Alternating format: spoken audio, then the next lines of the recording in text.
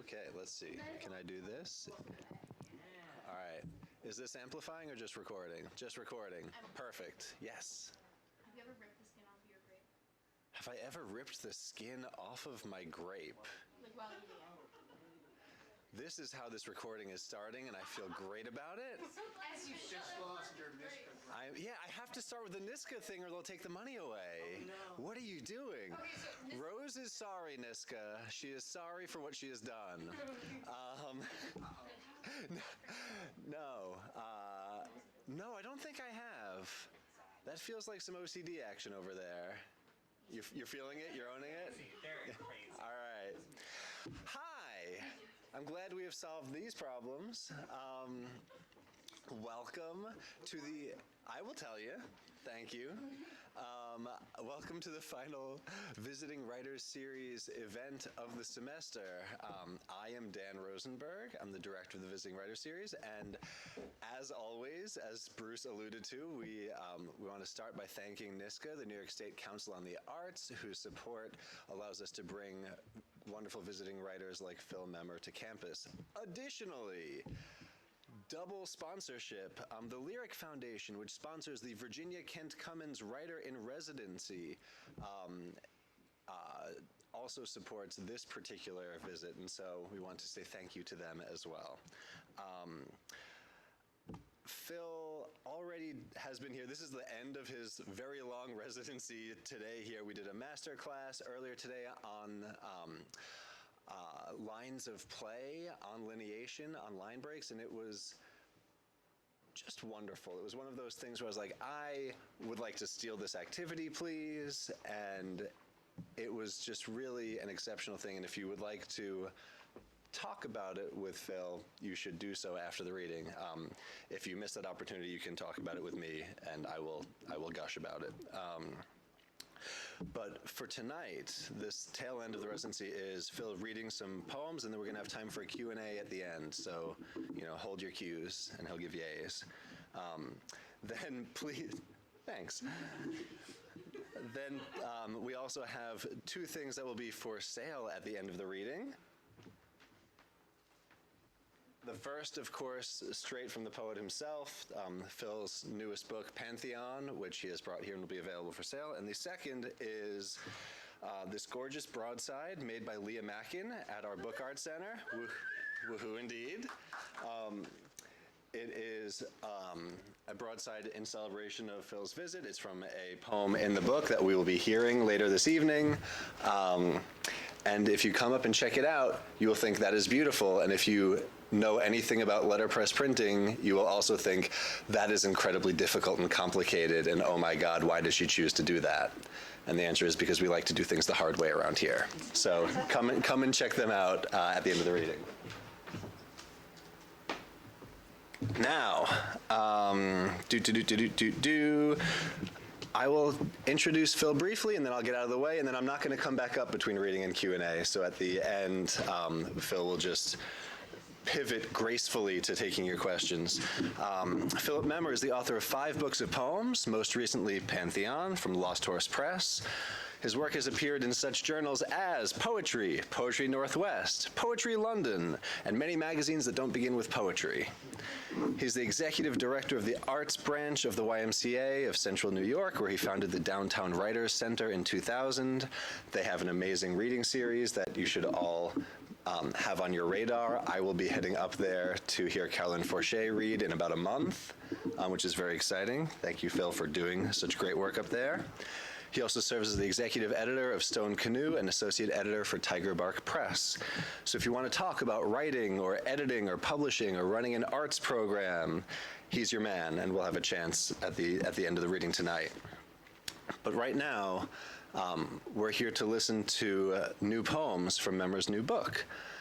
These poems are from the points of view of various gods, some strange, like the god of shrugs, and some upsettingly familiar deities, at least to me, one I'm looking forward to meeting tonight, like the god of driving alone in the middle of the night. So they're persona poems, but each of these voices carries with it the undertone of a single speaker, a single fumbling soul. And reading it, I was reminded of Robert Lowell's book, Imitations, which features poems that he translated from or adapted from, or poems that were derived from great literature from many languages. People in my translation theory class are nodding in recognition.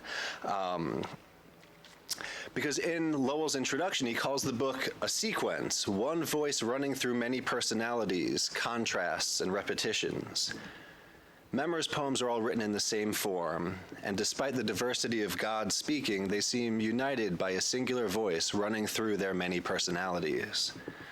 A voice that finds in the divine a profound sadness and silliness, and sometimes a jealousy of the finite, adventurous, uncertain humans wandering past and through them. This voice is full of play and grief, a desire to do better and a desire to just bear witness to the fallen and fabulous world. It's the voice of a poet, one with serious faith in poetry, but not an overly serious sense of himself. The epigraphs from this book come from Socrates and Ghostbusters, and I think they're wonderfully apt, speaking to the smarts and human folly of this book. Socrates says, "Poets are nothing but representatives of the gods, possessed by whoever possesses them." Memmer is the one possessing the gods in this book, an irreverent inversion that is endlessly surprising.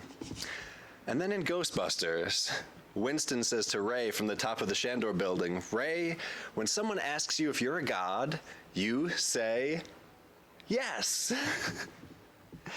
Memmer owns the hubris of this move, knows that it's silly, delights in its silliness, but he also knows that if you accept the burden of being a god with your tongue firmly in your cheek, you'll find your way to some vital human truths. I've so enjoyed reading this book with my students, and I'm very excited to hear Phil share some poems from it now, so please join me in welcoming Philip Memmer.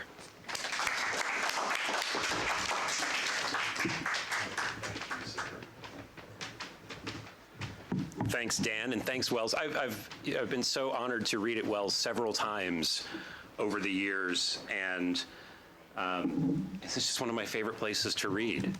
And to sleep in the prophet's chamber, too. It's great. You know where you're going to be tonight. There's no evil spirits in there at all. Everything's going to be fine. And thank you to NISCA for not just supporting Wells, but also our program in Syracuse. You're the best. So I'm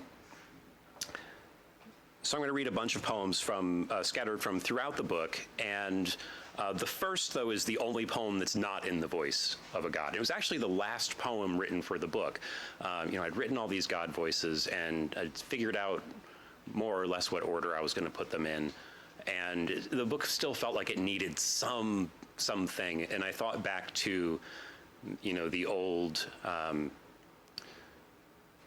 the old Greek poets' tool of invoking the gods at the start of their story, and which seemed perfectly appropriate for a book that was sort of, in a weird way, my take on something like Greek mythology or another mythology.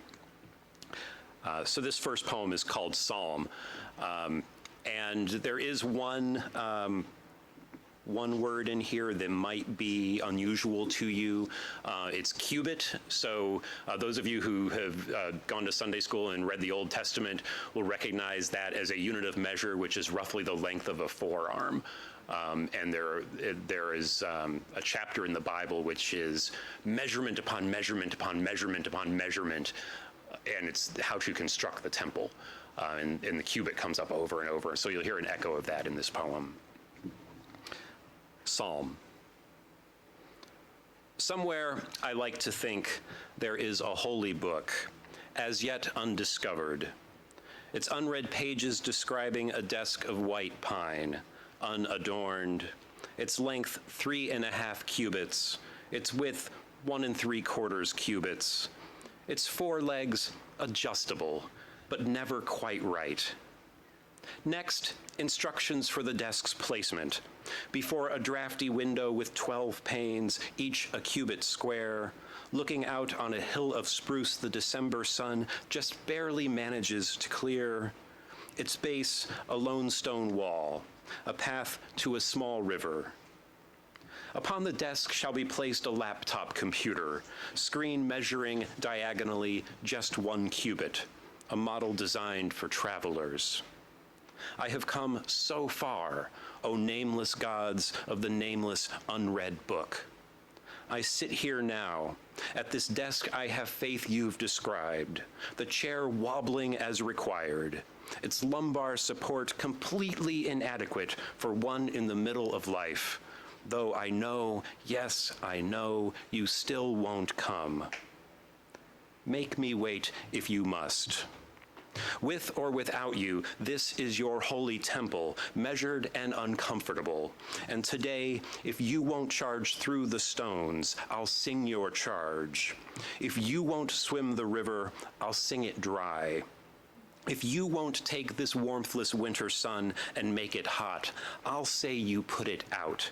Say you devoured it, and detail its bitter taste in the words you chose so long ago for me to speak. I know you chose them, and chose me to say them. Here they are. Here I am. Here in your empty book.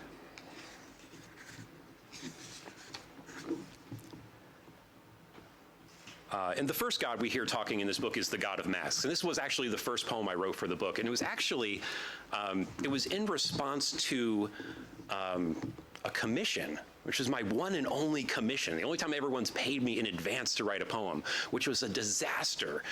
They paid me to write this poem, and it's this website called Spark and Echo, or Spark plus Echo. And it's basically this group of, I imagine, must be independently wealthy people who live in New York and are trying to gather a work of art of some kind to go with every verse of the Bible. And they have this online repository, which is all these things, which is everything from songs to plays to paintings to poems to essays and stories, dance even, you know, there's just all this stuff.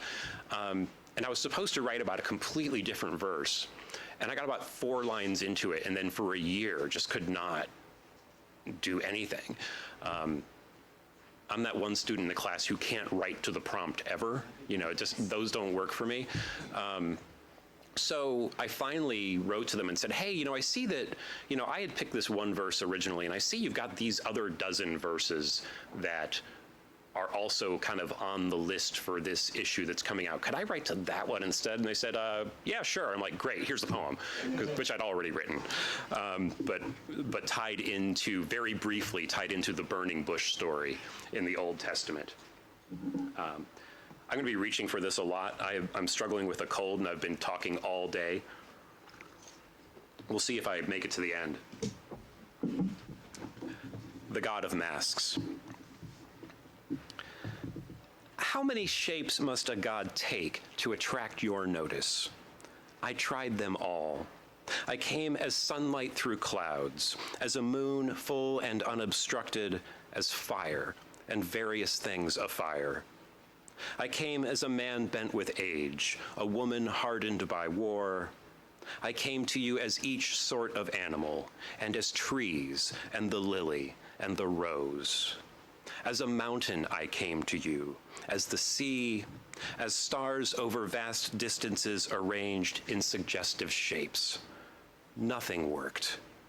Though I came to you with 3 faces, with 100 hands, a woman's frown upon the body of a lion, an elephant's smile on the body of a man.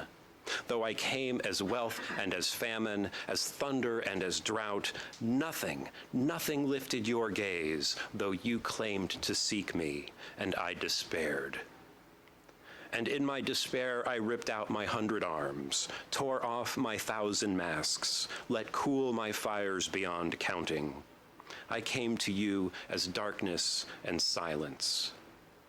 And you, so enamored of absence, now you see me. Now at last you hear.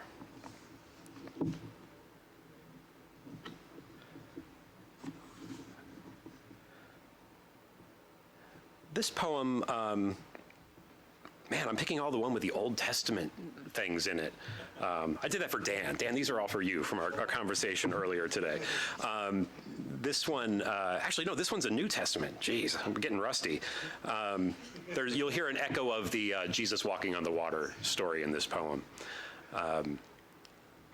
though in my head the setting is actually Lake George. It could be Cayuga Lake, though. It could be any lake. It's right down the hill. The god of doubt.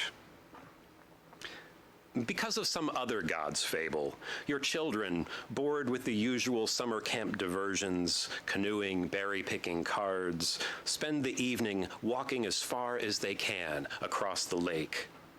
Ignoring your smirks, they start on the muddy shore, then one at a time splash forward into the shallows, expecting, even enjoying, their predictable failure.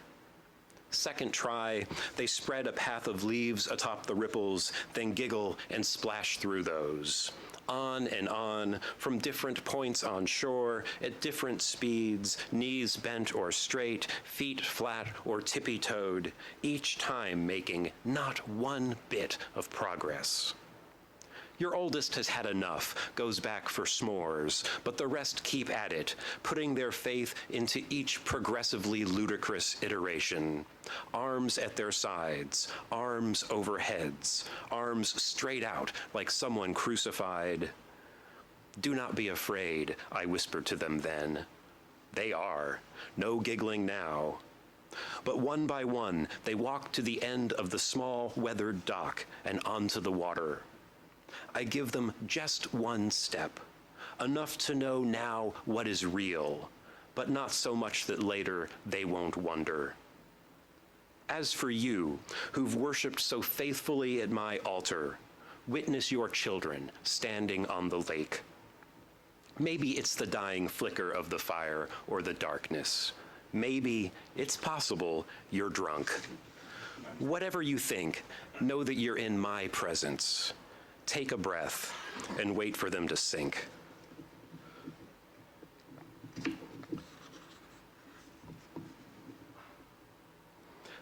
This next one is a poem one of the students had a question about this morning. It's actually one of the poems that has taken me the longest start to finish to ever write.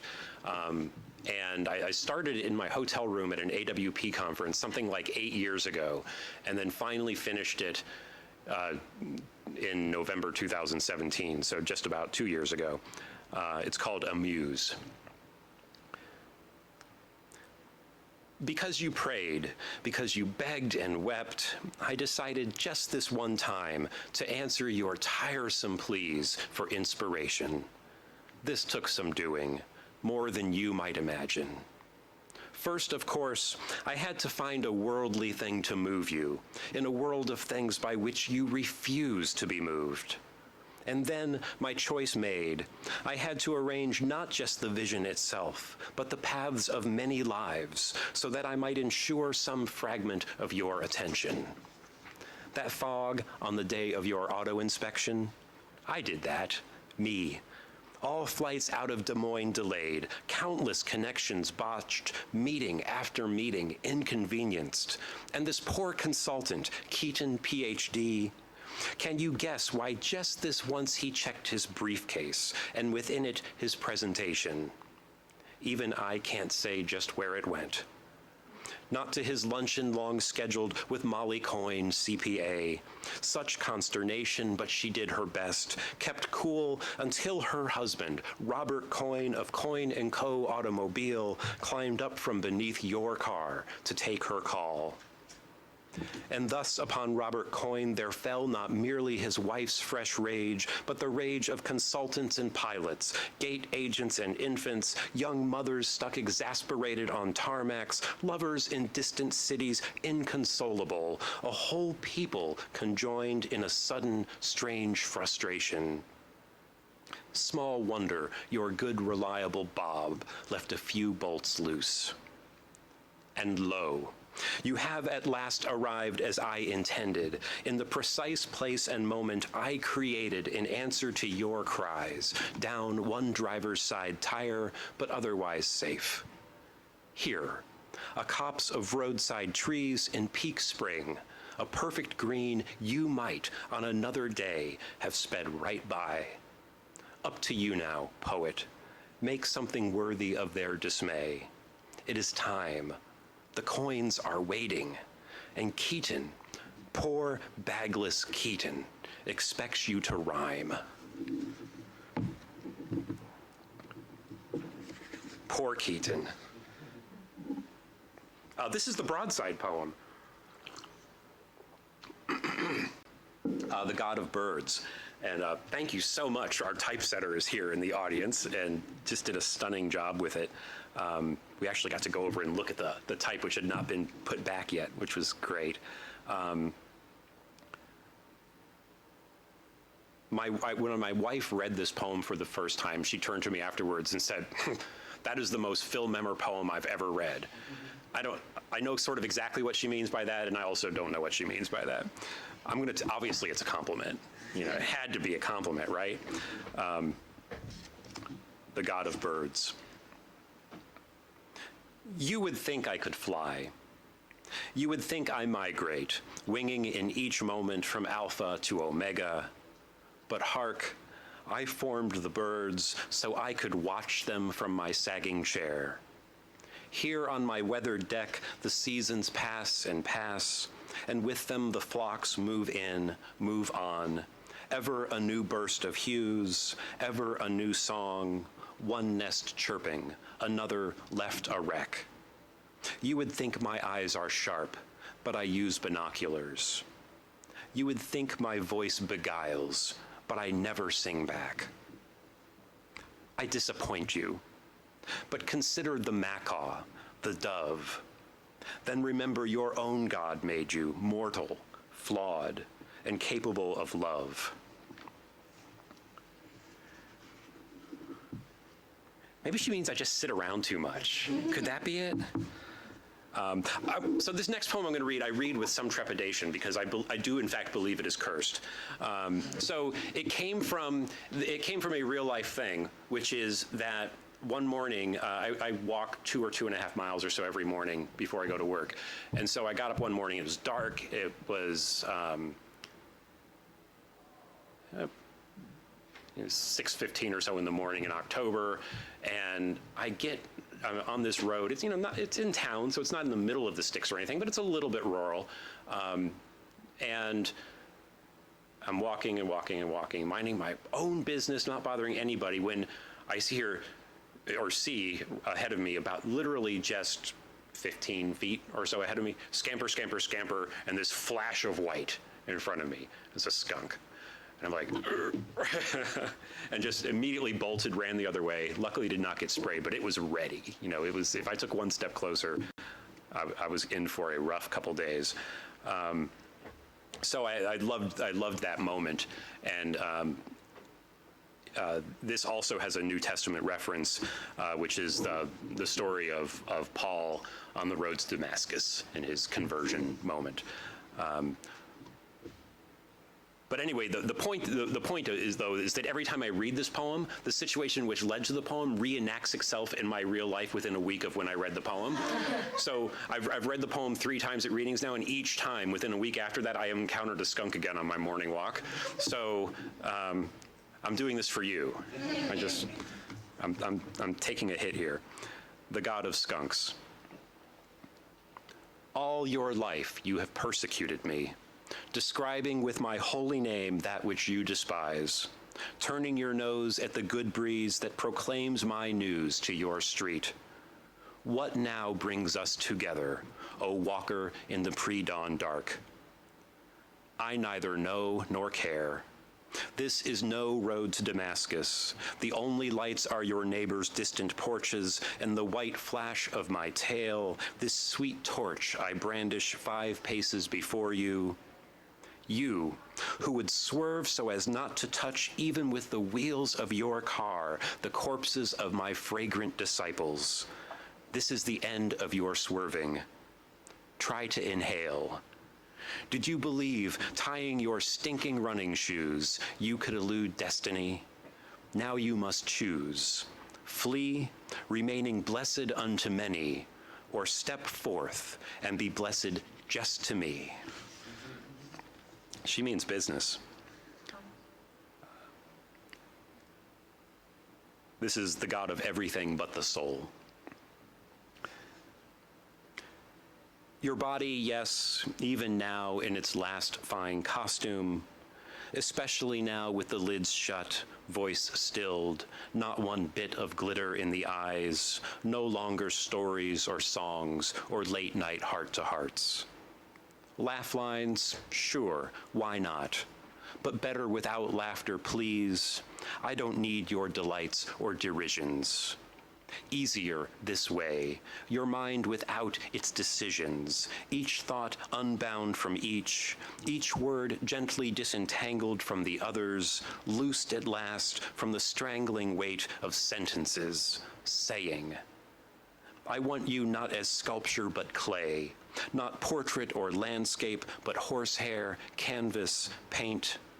And beside your easel and palette, the small couch where you like to daydream, and behind it, a tall, bright window looking out on the world. These, couch, window, world, not your daydream, not what you loved in the world. What could it matter to me what you loved in the world?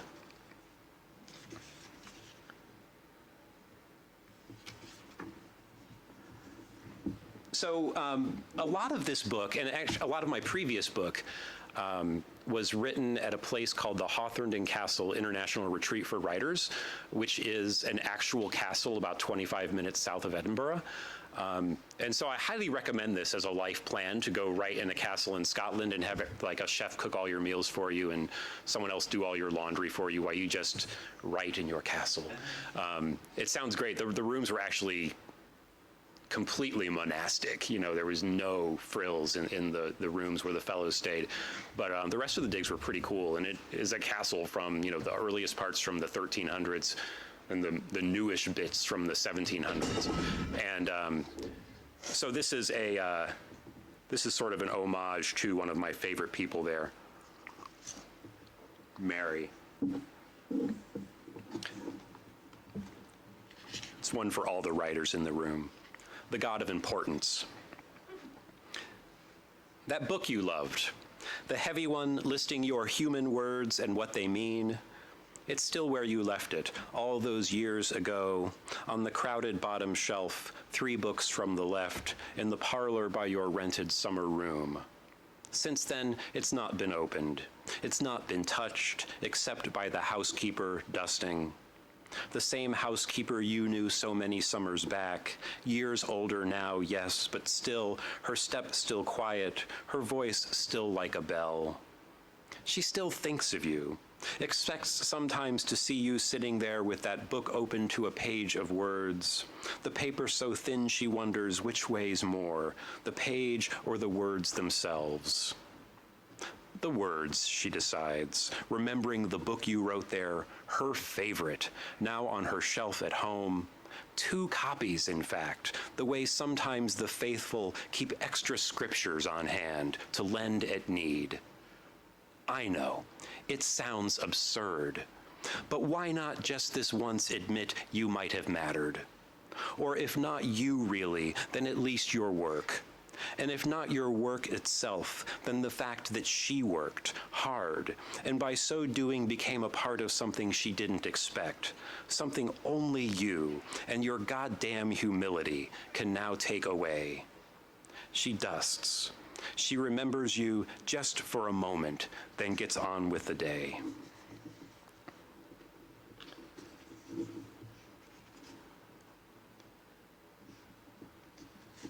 This is the God of Erosion.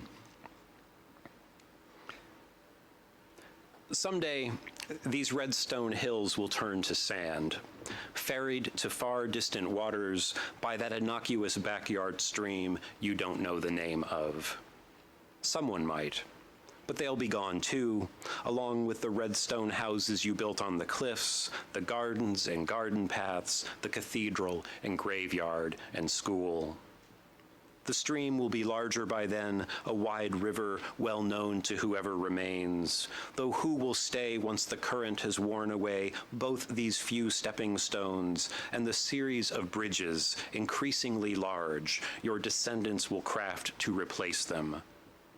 Even now, you can see the brook widening, the near bank an inch or so closer each year to the red stone patio you sit at with a friend and a bottle of wine. He's sick, your friend, getting thin. You talk about anything else. Sports, your kids, or how on the far bank some stonework long buried has become exposed. The pinnacle of some ancient temple, you decide. The crowning achievement of a long-dead people, he agrees. Vast networks of passages and tombs upon which, precariously, waits every single thing you've ever known. Too bad, he muses, this stream of yours will wash it away. In the silence that follows, how loud it is, your stream, even if you don't know its name or to where exactly it goes. Listen, other gods have suggested building boats. The truth is, by the time your brook is a threat worth consideration, you both will be gone. But maybe now you could speak of materials and dimensions, methods of propulsion, governance and whiskey storage, and pets. When your wife brings out bread and cheese, dream up the galley. Just keep him talking. Anything but destinations, which you cannot control, and the length of the journey, which you both can guess. Whiskey storage is very, very important in any plans for any boat.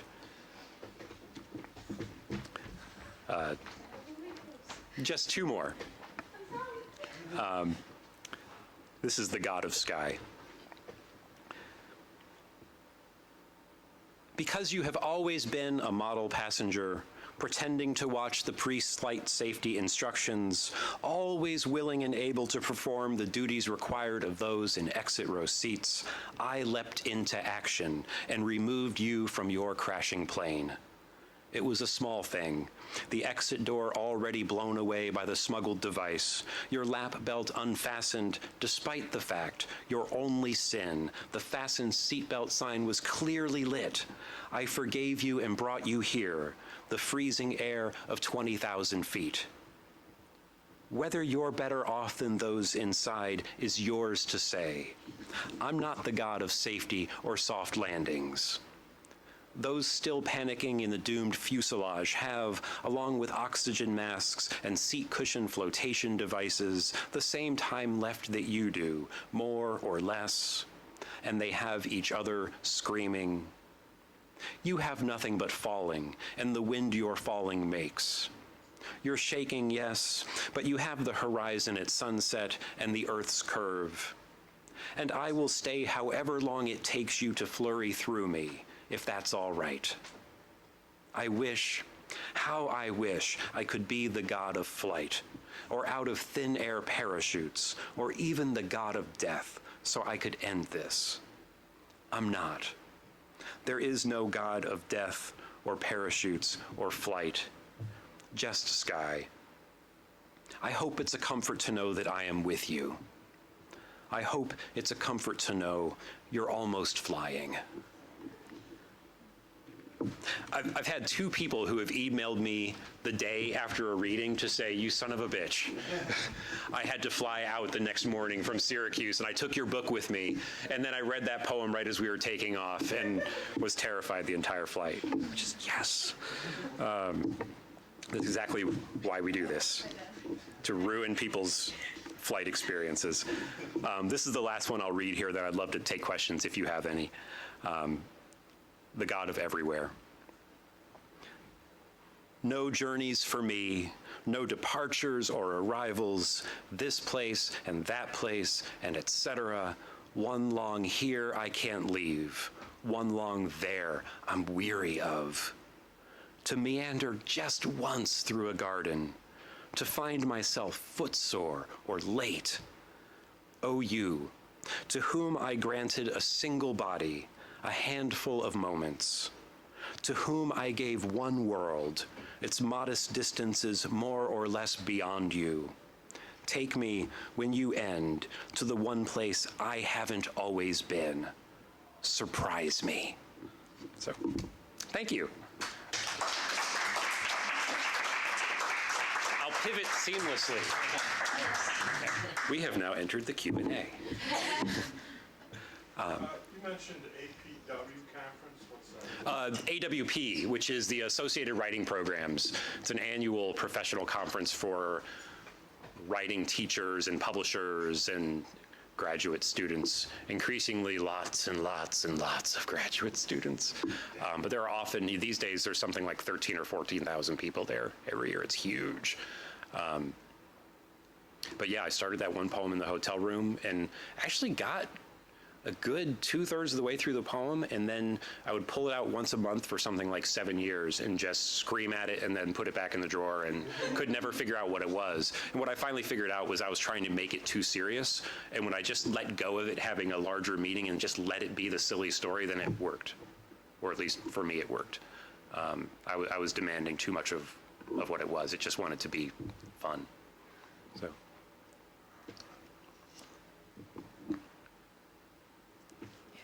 Yes, I'm curious why, I'm thinking about how, most of your films are starting off with God of, right? Why God of and not Saint of, or some other distinction like that? Why are you specifically drawn to God? Yeah, I think for me, I really wanted it to be very much like the old style Greek or Roman or Norse mythology, where various natural phenomenons or human endeavors or whatever had their own deity. And for me, something like, the idea of writing a poem around saints is actually super cool, and maybe that's something I'll do one day. But they're also humans, so these had to be these creator sort of characters. It really was important to me that they be sort of my own quirky little alternate mythology, Yeah, Bruce. When did you realize this would be a book? You said you had written the first one. Did you write several and then think I'll do a book of that? As soon as when I finished this first one, I wasn't completely sure if it was a one-off or not, but by the time I'd written 3 of them, I was all in. At that point I said, yeah, I don't know if it's going to be a chapbook or a full-length book, but I'm going to write a bunch of these. And there were countless of them that I sort of started writing in my head while I was on a walk that I just never found an interesting way to get into them, and just never wrote, that I'd start thinking about an idea for, I don't know, the God of Deer or whatever, and it just never would turn into anything. But Did you also find that once you were writing this kind of poem that the fact that you were doing that is generated the others? It did and it didn't, because I think that it at least gave me a direction to go in, right? And it is nice when you have a project that you're working on specifically.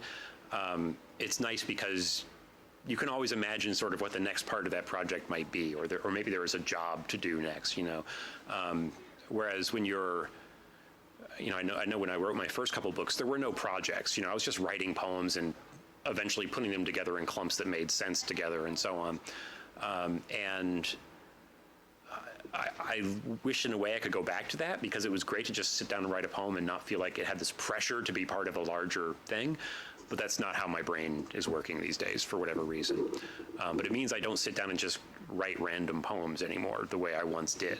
It means that typically by the time I've got a couple poems, I'm starting to look for those connections already and then seeing, is there something I can do with these that's larger? Sometimes there's not, but typically over the course of a few months, I figure out if there is something there, and then that's where I go for the next 5 years, Yeah. You have a lot of roles in your life. You wear a lot of hats, and I was wondering if you could talk to us a little bit about what parts of your life, other than, including just like reading, what parts of your life other than like sitting down with the computer, the blank piece of paper, and trying to write, actually factor into your writing? Like, are there parts of your writing process beyond just the physical sitting down and writing? For me now, I would say the biggest thing has become walking, and not in any metrical sense. There are definitely poets out there who, would tell you that their poems are actually structured based on their pace and, the actual physical rhythm of walking. And that's, for me, it's not that, but it's just that quiet, meditative time where I will start working on ideas in my head, And when I come across something, what I typically find is that I'm not a writer who writes every day or anything like that. That's not in my constitution to do. I write when I have to. When I'm to a point where I just have to get it down, that's when I start to work. And a lot of poems get half written in my head, and then I get bored with them and never write them on the page. And a lot of that happens at 6:45 in the morning, on back roads in Clinton, New York, as I just, walk around and, enjoy the quiet, or enjoy really loud music in my headphones, one of the two. But then eventually, though, you have those ones that don't let you go, that you walk by a certain thing every day and you're still thinking about. There's one that I haven't written yet, but I know I'm going to, because I've been walking by this one yard, and there's a feature in this yard that I know the poem that is going to come out of this. I can sense it.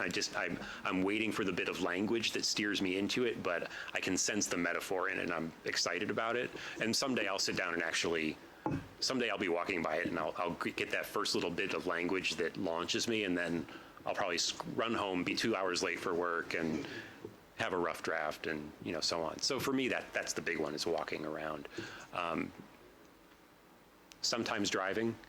I've actually, I don't do this as much anymore. There was a time where if I was working on a poem, like, I would have a clipboard balanced on the steering wheel on the thruway, I'd be marking it up as I go.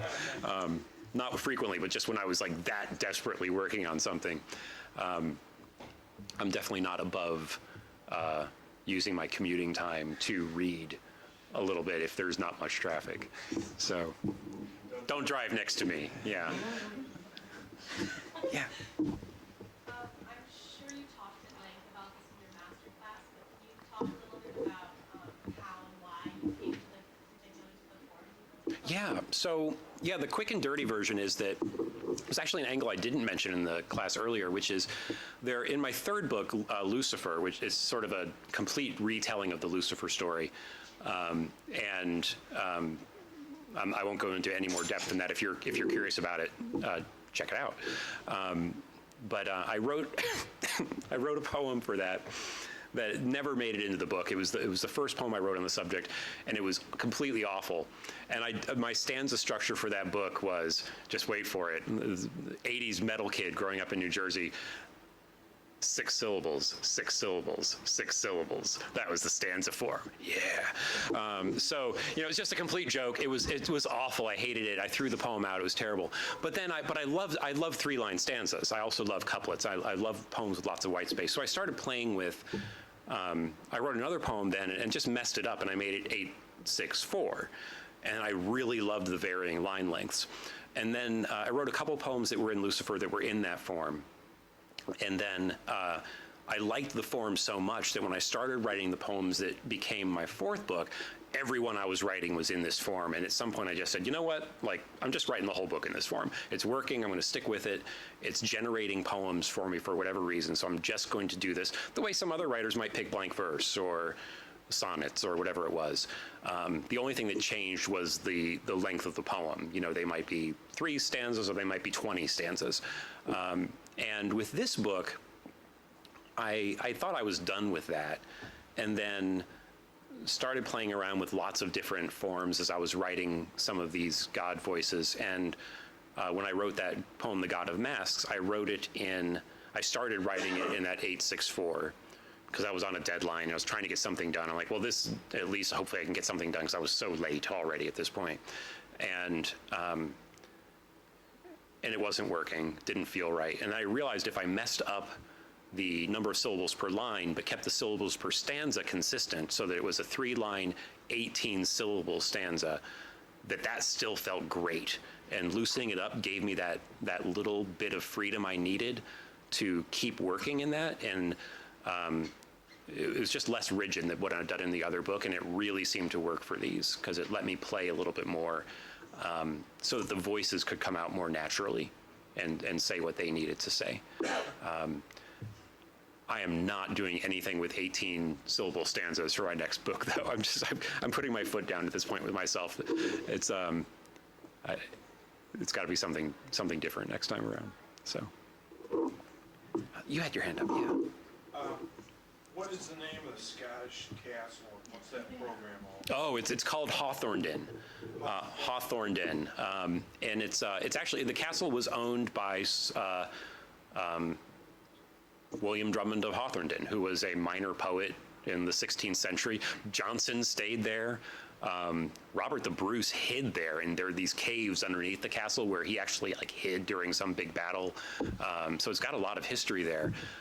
But in the late 70s, Drew Hines, of ketchup fame, but herself was an English citizen who married into the Hines family and a great patron of the arts. She herself was a Hollywood actress and a stage actress.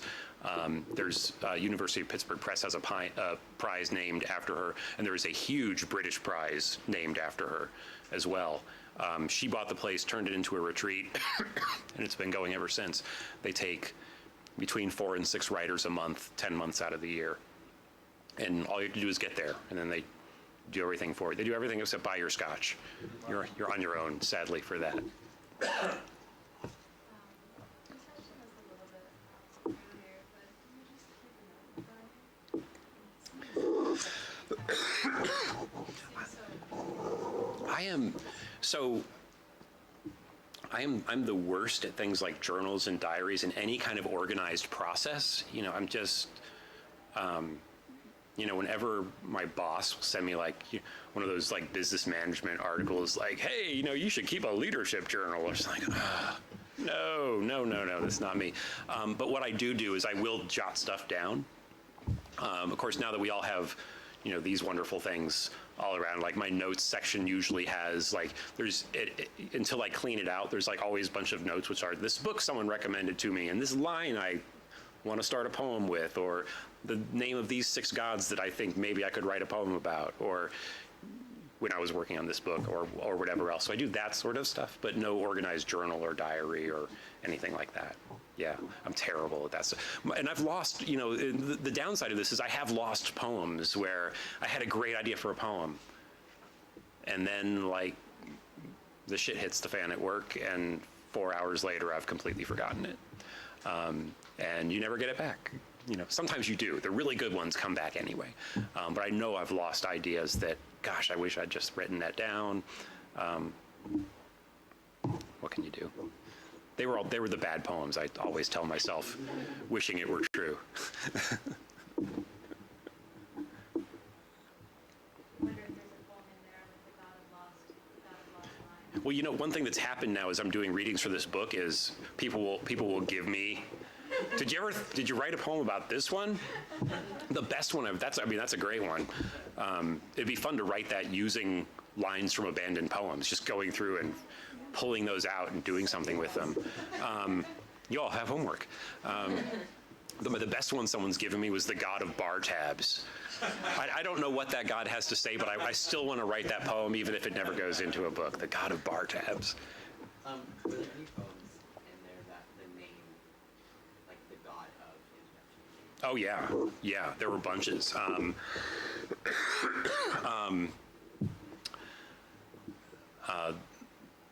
And there were a couple that flip-flop names at various points. There's a poem in here called The God of Adequacy, and the name of that poem changed like 8 times. Amuse changed several times. Sometimes it was the God of Inspiration or whatever. And there were others as well that, just... And a couple that, even a month before publication, I was still like waffling about, is it this or is it this? Or just finally had to make a decision and be done with it. But yeah, absolutely. And there were a lot, this may seem really weird, but there were a lot where I would start writing the poem in the voice, not knowing entirely what they were actually the god of. There's one in here that started out with me very much thinking it was going to be something spider related. And it ends up, it's the god of memory, as it turns out, but there's that imagery in the poem. And there were others that started out with, just me thinking it was going to be one person and then finding out halfway through the poem, oh no, this wants to be somebody else entirely, and cutting a lot of stuff and, moving in a different direction. Yeah. In your introduction, you mentioned you organized a poetry series or a workshop through the YMCA in downtown. I was wondering if you could tell us a little bit about Sure. that, and then the role that you see poetry in the work that does in something like community building. Yeah. I run an organization called the Arts Branch of the YMCA, which is, we don't have our own building like most wise people think of it as being a place you go to. We have programs throughout Onondaga County, both in Y buildings and in schools and other places. And the Downtown Writers Center, I started back in 2000. And we started it because Syracuse had no literary arts center in the community, which seemed like a ridiculous thing for a town the size of Syracuse, that there ought to be some place you could go that wasn't a college campus to go to a poetry reading or to take a workshop, learn how to write poems. There wasn't anywhere. There were the occasional open mics that would pop up at a coffee shop or something, but nothing really consistent, and no workshops, no places to go to learn to write. So we started it thinking that it was going to be a small program, and within the first couple of years, it had tripled from our original vision for it. It's still growing. We bring in 25 or so authors every year, everything from brand new people getting a first book out to Pulitzer Prize winners. We host about 70 creative writing workshops a year, mostly 8-week classes. Any given season, we have roughly 130 or so students who take classes at the Y in writing, and even sort of it's called DWC Pro, but it's a creative writing certificate program. It's basically an MFA without the actual degree. It's like a graduate writing program. It's modeled on that for people who want to get a book manuscript written but don't have time to actually go to grad school, or the finances maybe to actually go to grad school. Or they're 60 and they're writing a book and they don't need a degree for anything, so why go to all that expense? In terms of the second part of the question, I think it's something great for a community to have. People's stories are important, and people telling their stories is important, even if they are not wildly different or unique stories. It's still vital to get those things out and to express them. And I think especially now, if we're experiencing anything right now in our culture, it's a national crisis in empathy. And the more people we can get telling their own stories and sharing their stories with other people, the better off we're all going to be. And I think that's a vital function that a community literary arts center serves. Could you also say something about Tiger Bark Press? Yeah, so another hat I wear is that I'm the, I guess my title is associate editor for a small poetry press based in Rochester called Tiger Bark Press. Partner is the wonderful Steve Huff, who once upon a time ran BOA, a big publisher in Rochester. And we publish 4 books a year, mostly poems with the occasional foray into nonfiction. I mostly do the book design for it. Usually I edit 1 book a year and Steve does the other 3, but I do all the typesetting and design for the press. And we've published folks like Sam Hamill, Jessica Cuello, who was here relatively recently, I gather, within the past couple of years, maybe. Yeah. Kurt Brown, Pablo Medina is a poet who's new and selected we're doing next year, Richard Forster, Dina Lynette, Deborah Kang Dean, a bunch of other folks. So completely a labor of love for everybody involved. We just got NISCA funding for next year. Thank you again, NISCA. We're very excited about that. Make our work a lot easier next year. Yeah, and then for all of you who are writers in the room, I also, as part of our work at the Y, I'm the editor of a journal called Stone Canoe, which is all writers and artists from upstate New York, current or past residents of upstate New York. So everyone here is eligible. Send work. We'll open up for submissions again in March. It's all online. It's all free. And the printed book, though, is a big, fat, handsomely done journal. Maybe we'll come out to Wells for that next year at some point and do a group reading or something if we can squeeze in.